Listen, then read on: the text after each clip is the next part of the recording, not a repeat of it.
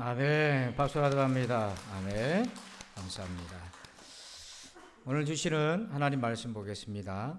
구약 성경 전도서 1장 8절 한 절만 보겠습니다.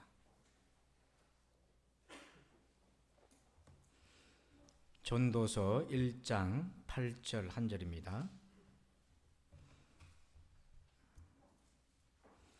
우리 다 같이 한 목소리로 함께 봉독하겠습니다. 화면도 참고하시고요. 같이 보겠습니다. 시작. 모든 만물이 피곤하다는 것을 사람이 말로 다 할 수 없나니 눈은 보아도 족함이 없고 귀는 들어도 가득 차지 아니하도다. 아멘. 할렐루야. 자, 오늘 2024년 트렌드 세 번째 제목을 같이 한번 읽어볼까요? 시작. 육각형 인간이라는 얘기를 처음 들어보실 텐데요. 자, 지금 두 인물을 소개할 텐데 여러분은 어느 분이 더 좋고 또 흠모가 됩니까? 한쪽은 누구예요? 임영웅. 한 사람은 누구예요?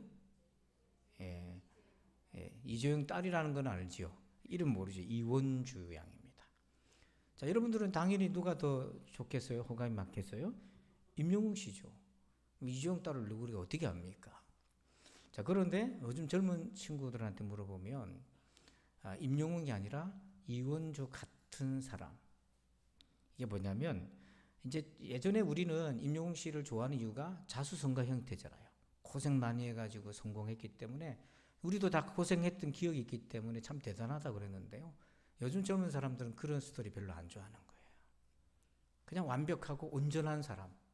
그래서 오히려 재벌의 딸이 더 그들에게는 더 흠모의 대상이고 동경의 대상이 돼요. 그래서 이런 특징을 요약해서 육각형 인간이라고 얘기를 합니다. 여러분 도형 육각형을 보면 도형 중에 완벽을 상징하는 도형이 육각형이거든요. 여기 보면 X라고 표현되어 있는 도형은 뭔가 하나가 특장점이 있어요. 근데 그거 별로 인정 못 받는다는 거예요. 지금의 시대는 모든 부분이 다. 그래서 6가지가 뭐냐면 외모, 학력, 자산, 직업, 집안, 성격 뭐 이런 것들, 특히 이런 것들이 다 갖추어져 있어야 인정받을 수 있다는 거예요. 그럼 왜 이런 현상이 나타나나? 그러니까 토마스 커런이라는 분이 이렇게 딱 한 말으로 얘기해요. 사회적 완벽주의 현상 때문이다. 그러니까 요즘 우리 자라나는 세대들, 청년들까지 보면은 이 남들한테 완벽하게 보여줘야만 인정받을 수 있다고 생각한다는 거예요. 그래서 거기에서 압박을 많이 느끼는 거예요. 그래서 이걸 가리켜 사회적 완벽주의라고 얘기하는 겁니다. 우리는 보통 완벽주의 그러면 심리적인 완벽주의를 생각했는데 이제 그게 아니라 사람들이 볼 때 내가 거의 완벽해야만 인정받을 수 있다는 그런 관념들이 막 지배적인 거죠. 그래서 이런 육각형 인간의 그 현상이 크게 두 가지로 나타나요. 하나는 뭐냐면 담 쌓는 거죠. 이게 넘사벽이라고요. 넘을 수 없는 벽이 있어요. 그게 뭐냐면 타고난 집안, 타고난 외모. 그게 못 끼는 거예요. 타고나야 된다는 거죠. 그 다음에 하나가 수치화입니다. 모든 걸 숫자로 다 계산해요. 수입이 얼마고, 그 키, 특히 키는 이제 외모는 숫자로 표현을 할 수 없잖아요. 키는 숫자로 표현되잖아요. 그래서 키 1cm에 따라서 연봉이 1,000만 원에서 1억까지 차이가 난다고 그래요. 참 뼈아픈 현실이죠. 그래서 우리나라가 다른 나라와 중산층을 비교할 때 특징이 있어요. 프랑스랑 중산층을 비교하면 이런 특징이 있어요. 먼저 프랑스를 보면요. 6가지 중산층 특징이 있는데 먼저는 1개 이상 외국어를 자유롭게 구사하는 사람. 두 번째는 직접 즐길 수 있는 스포츠 하나가 있고, 세 번째는 다룰 수 있는 악기가 한 가지 있고, 네 번째는 남보다 다른 맛을 낼 수 있는 요리 하나쯤은 할 수 알고, 다섯 번째는 사회적 정의에 대해서 참여할 수 있고, 여섯 번째는 약자를 돕고 봉사할 수 있는 사람을 중산층이라고 얘기해요. 대한민국의 중산층 기준을 볼까요? 첫 번째, 부채 없는 아파트 30평 이상 소유한 거. 월급이 500만 원 이상 받고 차는 2000cc 이상을 소유해야 되고 통장 잔고는 1억 이상 가지고 있어야 되고 해외여행은 1년에 한 번 정도는 다녀야 되는 게 중산층이에요. 자, 그렇게 보면 대한민국 중산층의 개념은 어떤 특징이 있어요? 다 숫자로 얘기하는 거예요. 30평, 500만 원 월급에 1억 이상의 잔고에 해외여행은 한 번씩 가야 되고 다 숫자예요. 근데 프랑스랑 비교했는데 독일이나 다른 나라 영국 비교해봐도요. 되게 촌스러워요, 우리가. 근데 우리나라의 특징이 바로 이렇게 수치화를 만들어내는 거예요. 그래야 중산층이다. 그러면 왜 이런 현상이 두드러지는가? 두 가지로 그 이유를 진단할 수 있어요. 하나는요, 불확실성이 너무 커져요. 사람은 자기가 어떻게 될지 모른다는 불확성이 커지면 어떻게 하냐면 자기 중심을 잡으려고 다른 사람하고 비교해 봅니다. 그래서 내가 어느 정도 위치에 있는지를 알고자 하는 거예요. 그래서 끊임없이 불확실할수록 다른 사람하고 비교해요.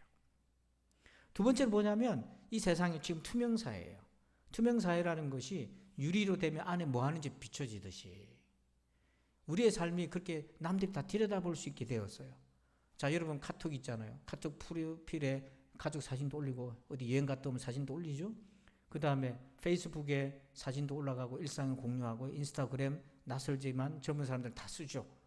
그래서 옛날에는 저 사람이 뭐하고 사는지 몰랐는데 지금은 조금만 관심 가지면 다 할 수 있고요. 다 비춰지게 돼요. 그래서 우리도 다른 사람이 어떻게 사는지 막 들여다보고 그렇게 합니다.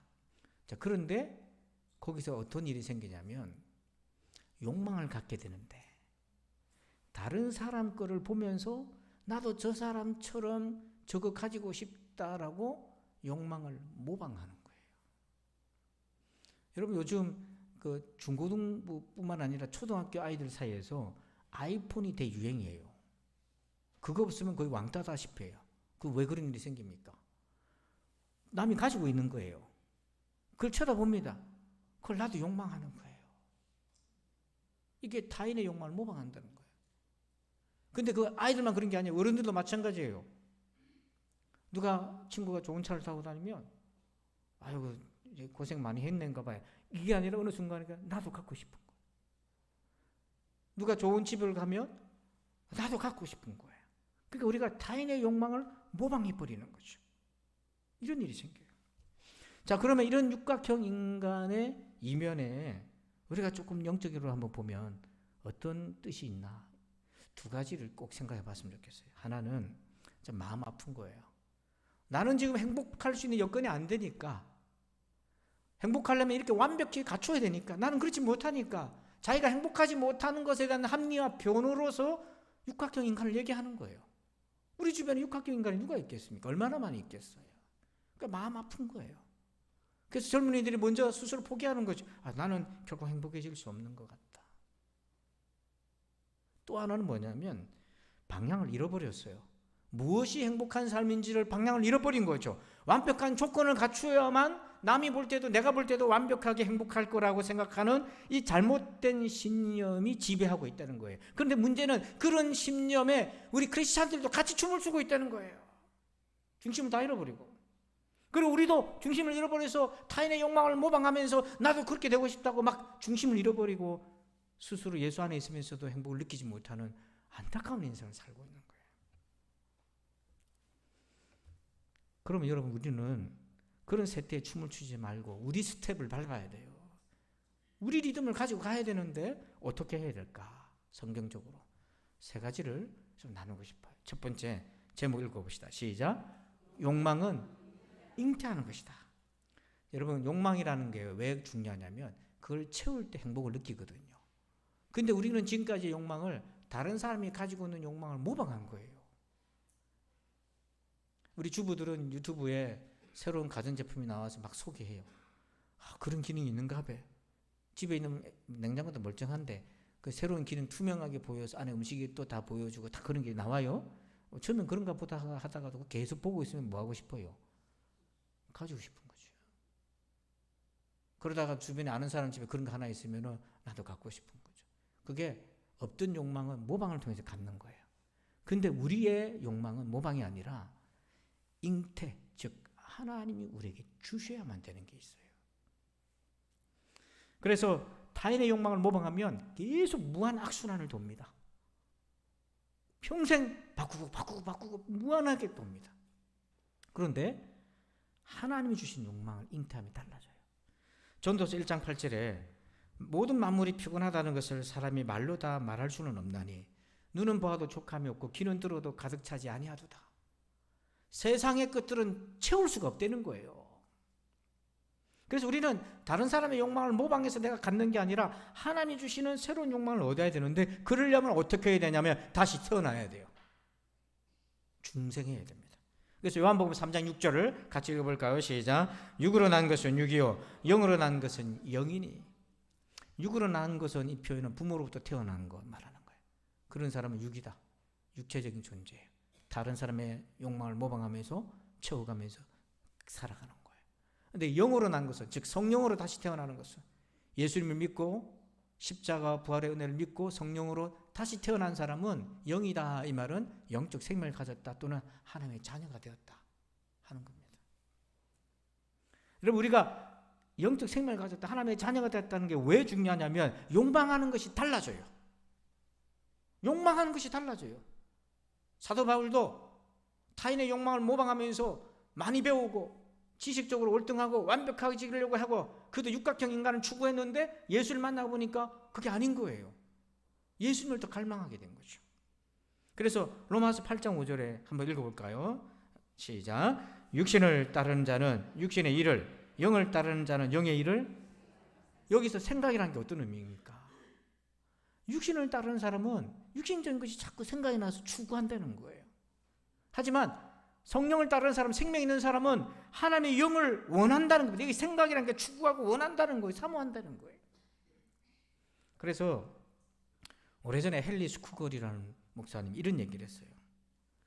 마치 인간의 식욕이 있어서 음식을 갈구하듯이 하나님의 자녀는 하나님의 뜻을 이루려는 것이 그의 고기가 되고 음료가 된다. 그의 욕망이 된다는 거예요. 여러분의 욕망은 어디에 가 있습니까?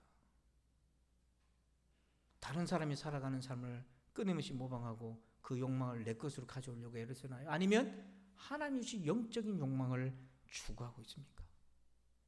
베드로가 고넬료의 집에 사도행전 10장에 방문을 했어요. 하나님을 보내가지고 거기서 집회하고 다 회개하고 예수 믿고 성령 받았어요. 근데 이들이 성령 받고 중생하며 달라진 첫 번째 모습이 있어요. 자, 10장 48절. 명하여 예수 그리스도의 이름으로 세례를 베풀라 하니라. 그들이 베드로에게, 그 다음 읽어볼까요? 며칠 더 머물기를 청하니라. 청하다는 것은 소원이 생겼어요. 베드로님 너무 짧아요. 가지 말고 우리랑 며칠 더 계셔주세요. 뭐 하려고요? 베드로부터 전해지는 말씀을 듣고 싶어서. 이게 바로 영적인 욕구가 생긴 거예요. 며칠 더 계셔주세요. 더 은혜 받고 더 복음의 비밀을 알고 싶어요.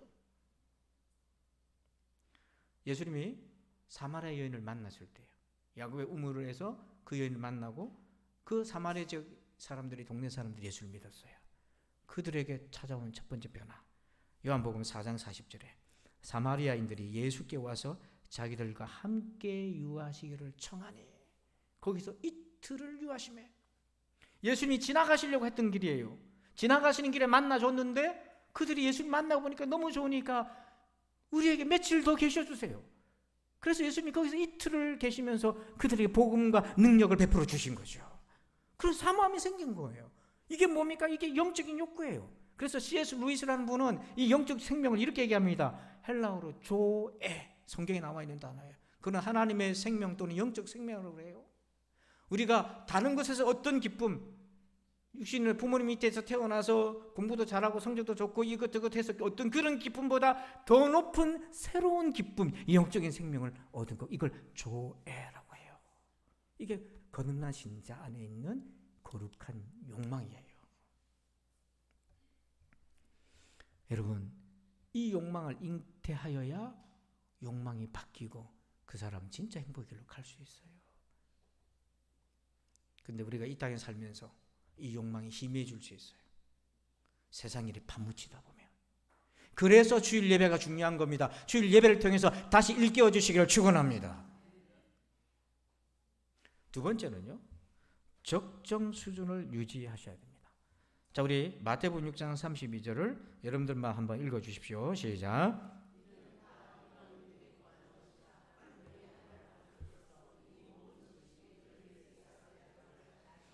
자, 32절 끝에 보니까 예수님도 알고 하나님도 알아요.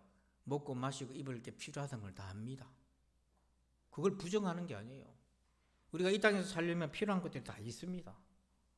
의식주만 갖고 됩니까? 다른 사회적인 활동도 해야 되고 내 역할도 해야 되고 다 필요한 걸 알아요. 자, 그런데 문제는 그것이 적정 수준을 넘어갈 때가 문제가 생기는 거예요. 그래서 적정 수준을 넘어가면 멈춰야 되는 거예요. 근데 그걸 어떻게 합니까? 사람마다 형편이 다 다른데요. 마음의 그 믿음의 형편이 다 달라서 어떤 사람에게는 이 정도가 적정 수준을 넘어가는 것이 있고요. 어떤 사람은 그 정도는 적정 수준이 넘어가지 않는 그 마음의 역량이 있는 분들이 있어요. 그 개별적으로 다 일괄적으로 할 수가 없어요. 그런데 그걸 판단하는 기준은 세 가지로 조금 소개해 볼 수 있을 것 같아요. 신호. 내가 적정 수준을 넘었다, 안 넘었다, 신호 세 가지가 있어요. 깜빡이가 있는데요. 첫 번째 신호는 뭐냐면 이겁니다. 튀어나가는 속도. 이게 무슨 말인가? 자, 이게 재미있는 표현인데 서울대 심리학과 교수인 최인철 교수가 행복에 대한 전문가인데 연구를 했는데 행복을 이렇게 정의했어요. 인간의 행복은 마음속에 관심 있는 대상이 존재하는 상태이며 그 대상을 향해 스프링처럼 튀어나갈 수 있는 준비가 됐을 때가 행복한 상태다. 자, 여러분들이 연애하던 시절을 소환해가지고요. 내가 정말 사랑하는 대상이 생겼어요. 행복한 거예요. 그 대상이 나한테 문자라도 삐삐라도 치면 달려나갈 수 있는 준비된 거 있잖아요. 그 상태가 행복한 거예요. 자, 이 대상을 물건으로 가봅시다. 여러분 정말 원하는 물건이 있어요. 그거 갖고 싶은 거예요. 그게 출시가 됐다고 얘기해요. 자, 그래서 이제 오픈런이라고요. 문 열자마자 뛰어들어가고 싶어요. 그런 상태에 행복한 거예요. 그래서 사람들은 그런 행복을 느끼기 위해서 맛집에 줄을 섭니다. 오픈런. 문도 아직 시작도 안 했는데 문 들어가서 막 준비 서요.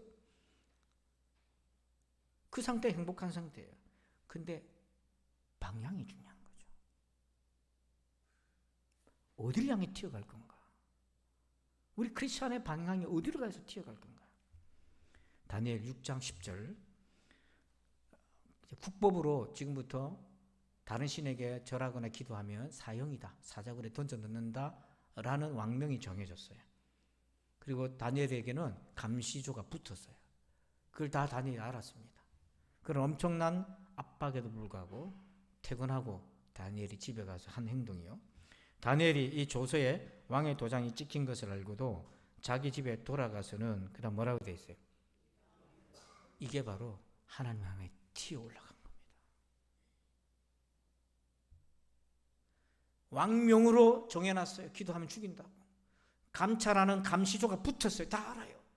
그렇지만 그를 막을 수 없는 하나님을 향한 뜨거운 열정이 그걸 뚫고 튀어나가게 한 거예요. 다니엘은 행복한 사람이었어요. 정말 다니엘은 그 순간 행복한 사람이었어요. 왜냐하면 하나님을 향해서 튀어 올라갈 수 있었으니까. 근데 하나님이 아니라 다른 걸 향해 내가 튀어가기 시작한다면 선을 넘은 거죠. 두 번째 신호가 있어요. 성장을 돕나 방해가 되나. 마태복음 13장 21절에 가시떨기에 뿌려졌다는 것은 말씀을 들으나 세상의 염려와 재물의 유혹에 말씀이 막혀 결실하지 못하는 자요.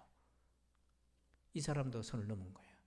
우리가 세상 염려 적당하게 해야 되고 재물의 유혹, 또 재물도 욕심도 있어야 돈을 벌고 노력하지요. 그거 있어야죠. 근데 그게 선을 넘는 기준이 뭐냐면 그것 때문에 믿음이 퇴보된다면 선을 넘은 거예요.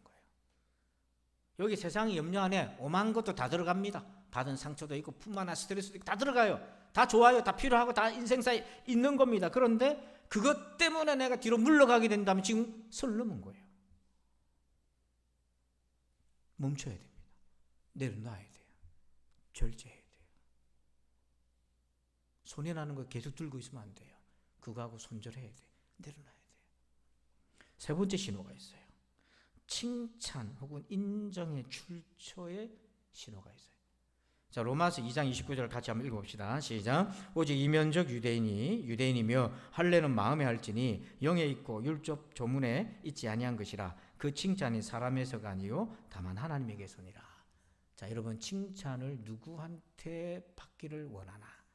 여러분 사람에게 칭찬 받는 것은 필요한 겁니다. 하나님이 창조하신 거예요. 왜? 자녀가 부모의 칭찬을 받아야죠.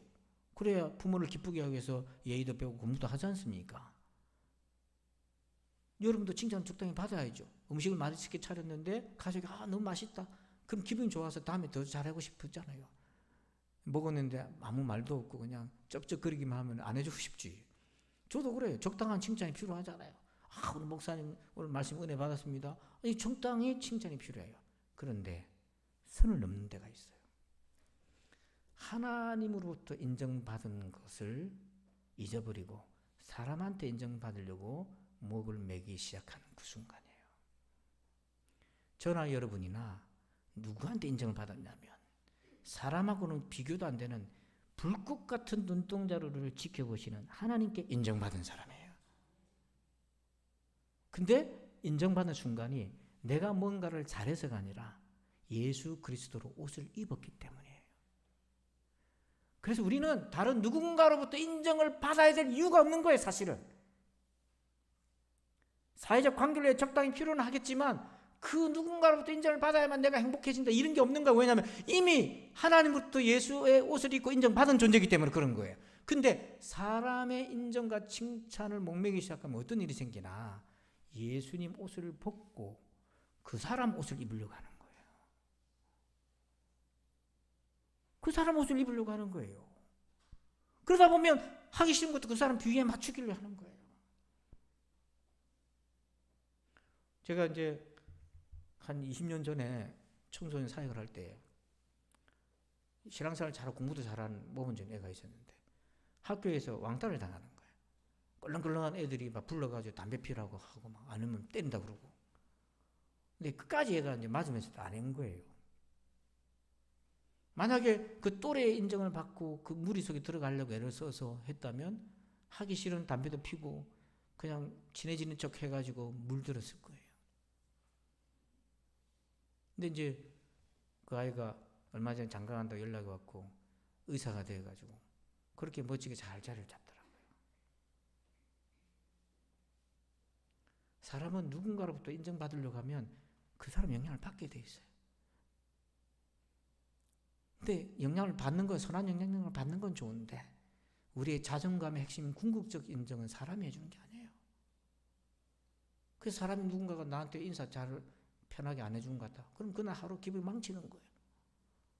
막 그런 장단에 막 휘돌아가는 거예요. 여러분 그러지 마시길 바랍니다. 우리는 하나님께 인정받은 사람입니다, 여러분. 근데 어느 순간인가 하나님께 인정받은 기쁨이 별로 기쁘지 않고 자꾸 사람으로부터 뭔가를 받으려고 한다면 내가 선을 넘고 있는 거죠. 직분이 나를 인정해 주는 거 아니에요. 내가 수치화로 된 인생이 나를 인정해 준 게 아니에요.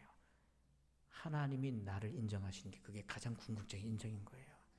그 안에 머무시길 바랍니다. 마지막 세 번째 제목 읽어봅시다. 시작. 다른 시계를 가지라. 이거 한자말을 잘 보세요. 보통 시계하는 개자가 달라요. 일반적으로 시계할 때 개자는 센다 이런 개자거든요. 지금 여기에 있는 개자는 그런 개자가 아니라 경계, 지경을 뜻하는 그런 개자입니다. 이게 뭐냐면 다른 시간의 관념을 가지라는 거예요. 자, 전도서 3장 11절 같이 한번 읽어볼까요? 시작. 하나님이 모든 것을 지으시되 때를 따라 아름답게 하셨고 또 사람들에게는 영혼을 사모하는 마음을 주셨느니라. 그러나 하나님이 하시는 일의 시종을 사람으로 측량할 수 없게 하셨도다. 아멘. 하나님이 우리에게 주신 마음이 있어요. 어떤 마음을 주셨어요? 영혼을 사모하는 마음. 예수 믿기 전에도요, 저도 영혼을 사모했어요. 근데 그게 뭔지는 모르지만 사람의 인생이 죽는 걸로 끝나는 것은 너무 아닌 것 같다. 그렇다고 내가 답을 알고 있는 건 아닌데 그러다가 예수 믿고 영원함이 있다는 것을 체험하게 된 거죠. 지적으로 또 제가 삶으로 경험으로 다 체험하게 된 거예요. 그래서 통합적으로 믿음으로 가지게 된 거예요. 증거를 얻었습니다. 여러분 우리가 정말 행복한 사람 되려면 시간의 관점이 바뀌어야 돼요. 영원한 천국에서 오늘 보셔야 돼요. 그러면 뭐가 달라지냐면 진짜 행복이 뭔지 가짜가 뭔지 구분할 수 있어요. 행복의 실체를 뚫어지게 볼 수 있어요. 자, 누가복음 16장 22절에 부자랑 거지 나사로가 같은 날 죽었어요. 22절에 거지 나사로가 이에 그 거지가 죽어 천사들에게 받들려 아브라함 품에 들어가고 부자도 죽어 장사되매. 자, 이 거지 나사로는 죽어서 누구 품에 있습니까? 아브라함 품에 있어요. 이게 하나님의 품에 있다는 말과 같은 거예요. 근데 여러분, 이 나사로는요, 그냥 단순한 거지 아니에요. 거지가 천국 갑니까? 부자라고 지옥 가나요? 그거 아니지 않습니까? 이건 뭐냐면 초대교회 성도들을 상징하는 거예요. 사도 바울이 그랬잖아요. 환난의 기근이나 적신이나 헐벗음이나, 그래서 세상에 우리가 만물의 찌꺼기 같고 쓰레기같이 취급받았다고. 그 당시 예수 믿으면 직장도 못 얻어요. 일터에서 쫓겨나요. 사회적 법의 보호도 못 받아요. 아무도 자기를 거들떠 보지 않아요. 도와주는 사람을 해코지합니다. 어떻게 살아갑니까? 그런데도 믿음을 저버리지 않았던 거예요. 그 고난을 견뎌냈어요. 그가 기다리고 있는, 그런 그에게 기다리고 있던 것이 나사로가 기다리고 있던 아브라함의 품이에요. 근데 부자는 보십시오. 23절에 그가 음부에서 고통 중에 눈을 들어 멀리 아브라함과 그 품에 있는 나사로를 보고, 땅에서 살 때는 나사로가 가지지 못한 모든 걸 가졌는데 죽음 이후에 그가 결코 가질 수 없는, 그러나 절대적으로 필요한 것이 있었는데 그의 품, 아브라함의 품을 이 부자는 얻지 못했어요. 그러면서 깨닫잖아요. 지상에 살면서, 이 땅에 살면서 어떤 삶이 가장 행복한 것인가. 그래서 이 품이라는 단어를 성경을 찾아보면 묘하게 연결되는 말씀이 있어요.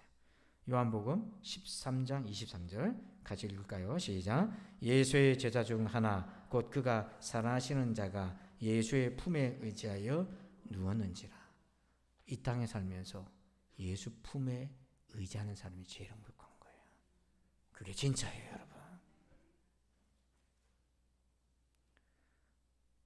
어찌하든 예수 품을 사모하시기 바랍니다. 눈에 보이지 않지만 내가 예수 그리스도 안에 있는 걸 알 수 있어요. 그걸 흠모하고 그걸 사모하는 거예요. 그 품에서 비로소 안식이 있어요. 세상의 행복에는 불안이 존재합니다. 별일 없고 편안하게 잘 돌아가면 막 갑자기 불안해져요. 다 잃어버릴 것 같아요. 그런데 우리가 예수 안에 있으면 그런 불안이 없어요. 여러분, 올해 트렌드 세 번째, 육각형 인간. 자, 육각형은 완벽주의, 사회적 완벽주의를 얘기하는데 이것이 얼마나 반복음적인지, 율법주의의 핵심입니다. 율법주의의 핵심이 뭡니까? 내 힘으로 하나님 앞에 완전하게 서려는 거죠. 육각형이라는 것은 내 능력으로 내가 완벽한 인간이 돼서 행복을 추구하겠다. 그 율법주의입니다. 결코 도달할 수 없어요. 저나 여러분이나 한 가지라도 잘한 것이 있으면 다행인데 그렇지 못할 때도 있어요. 그러다 보니까 이 율법주의 함정에, 율법주의 행복에 갇혀가지고 많은 사람들이 자기 행복할 수 없다라고 스스로 포기하고 그런 자기를 합리화시키는 거예요. 타고나야 돼. 집안도 타고나야 되고 부모도 타고나야 되고 외모도 타고나야 돼. 그러면서 자기를 스스로의 그 불행한 자기 삶을 합리화시키는 마음이 얼마나 아픈지 방향도 잘못 정해져 있어요. 우린 더 이상 이런 것에 춤을 추면 안 됩니다. 우리는 우리의 춤을 춰야 되는 거예요. 그게 무엇입니까? 세 가지를 기억하십시오. 첫째는 욕망은 하나님으로부터 잉태하는 것이다. 두 번째, 적정 수준을 유지하세요. 세 번째, 다른 시계, 영혼의 관점에서 오늘을 봅시다. 예수 품에 있는 것이 제일 행복한 거예요. 이러한 은혜가 있기를 주의 이름으로 축원합니다. 아버지 감사합니다. 오늘 이 세대가 어떤 인간을 꿈꾸고 행복을 바라는지를 살폈습니다. 육각형 인간, 생소하지만 자라나는 세대 속에 지배하고 있는 이 관념을 보았습니다. 오 주여, 이런 율법주의적인 완벽주의에 빠져서 고통스러워하지 않게 도와주시옵소서. 100% 죄인인 우리가 예수 그리스도의 100%의 은혜를 덧입고 하나님 앞에서 주의 자녀로 중생케 하시고 새로운 생명, 영적 생명을 얻어서 하나님을 갈망하는 인생으로 살게 도와주시고 이 땅에서 주의 품을 의지하게 하여 주시옵소서. 감사하며 예수님의 이름으로 기도합나이다. 할렐루야. 우리 앞뒤 좌우로 예수 품을 의지합시다. 인사할까요? 내 삶의 이유라. 우리 악보 좀 준비해 주시고요. 우리 앞뒤로도 예수 품을 의지합시다. 우리 한 번 더 인사합시다. 예수 품을 의지합시다. 감사합니다. 이제 옆에 앞뒤도 했으니까 여러분 자신에게 손을 이렇게 다독거리면서 예수 품을 의지하자. 시작. 예수 품을 의지하자. 아멘. 자, 우리 같이 찬양할 텐데요. 내 삶의 이유라 함께 찬양으로 고백하고 예수 품에 있게 하여 주옵소서. 그렇게 우리 한번 기도하는 시간 갖겠습니다. 예수는 내 힘이요 나의 기쁨 내 참 소망 그 이름의 생명이 내 삶의 이유라. 다시 한번 예수는 내 힘이요 예수는 내 힘이요 나의 기쁨 내 참 소망 그 이름의 생명이 내 삶의 이유라. 오직 주만 따라갑니다. 오직 주만 높임 받으소서. 내 평생에 그 이름을 그의 선하심을 세상에 노래합니다.